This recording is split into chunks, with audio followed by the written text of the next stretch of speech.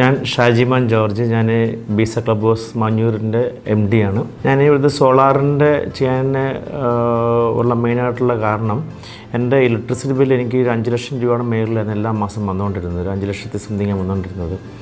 അപ്പോൾ അത് huge amount ആയതുകൊണ്ട് തന്നെയാണ് ഒരു സോളാറിൻ്റെ ഇതിലോട്ട് പോകാൻ വേണ്ടിയിട്ടുള്ള മെയിനായിട്ടുള്ള കാരണം. ഇതുപോലുള്ളൊരു ഒരു ഒരു പ്രൊജക്റ്റ് കൊണ്ടുവരുമ്പോൾ ഒരു കമ്പനി റെപ്യൂട്ടേഷനാണ് ഞാൻ നോക്കിയത്. ഇപ്പം ഞാൻ ലാസ്റ്റ് കഴിഞ്ഞ ആഴ്ചത്തെ ഇത് കഴിഞ്ഞപ്പോൾ മുതലുള്ള നമുക്ക് ഇതിന് എത്ര ഔട്ട്പുട്ട് കിട്ടുന്നുണ്ടെന്നും നമുക്ക് നോക്കാമല്ലോ. അപ്പോൾ അത് നോക്കുമ്പോൾ തന്നെ ഇപ്പം നിലവിൽ ഞാൻ സാറ്റിസ്ഫൈഡ് ആണ്. ഇപ്പം മഴ സീസണാണല്ലോ, എന്നിട്ട് പോലും നമുക്കത് അവർ പറയുന്ന ആ ഒരു ക്വാണ്ടിറ്റി ഇതിലോട്ട് തന്നെ വരുന്നുണ്ട്. അപ്പോൾ അതിൻ്റെ ഞാനിപ്പം നിലവിൽ ഞാൻ ഹാപ്പിയാണ്. ഞാൻ റെനർജി തീർച്ചയായിട്ടും സജസ്റ്റ് ചെയ്യും. കാരണം ഒന്ന്, അവരുടെ മാനേജിങ് ഡയറക്ടർ റോയ് സാർ ഒത്തിരി കോപ്പറേറ്റീവ് ആയിരുന്നു.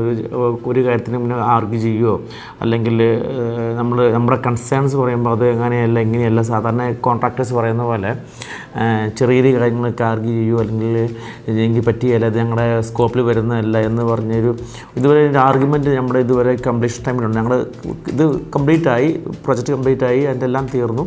ഇതുവരെ ഒരു ആർഗ്യുമെൻ്റ് ഉണ്ടായിട്ടില്ല. അത് തന്നെ ഒരു പോസിറ്റീവ് സൈനാണ്.